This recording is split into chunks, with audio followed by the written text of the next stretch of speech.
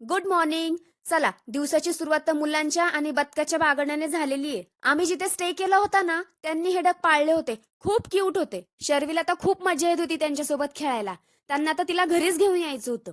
त्यांचं खेळून झाल्यावर मग आम्ही सगळे निघालो पवित्र अशा महाबळेश्वर मंदिरात. त्या मंदिराची एक खास गोष्ट म्हणजे जेंट्सना कंपल्सरी लुंगी घालावी लागते. No jeans allowed.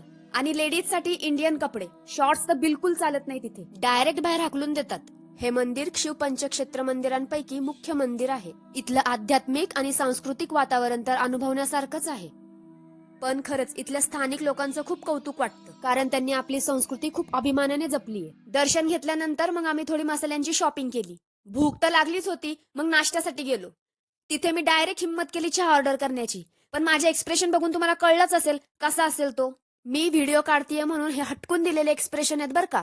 मग शहाण्यासारखं मी सगळ्यांसोबत कॉफीच घेतली. त्यावर मी नारळ पाणी पण पिलं. ग्रेटच आहे मी. त्यानंतर रूमवर येऊन राहिलेली पॅकिंग केली. मग थोडंफार फोटोशूट करून आम्ही निघालो पुढच्या डेस्टिनेशनसाठी. ते म्हणजे मुरुडेश्वर मंदिर. चला भेटूयात पुढच्या भागात.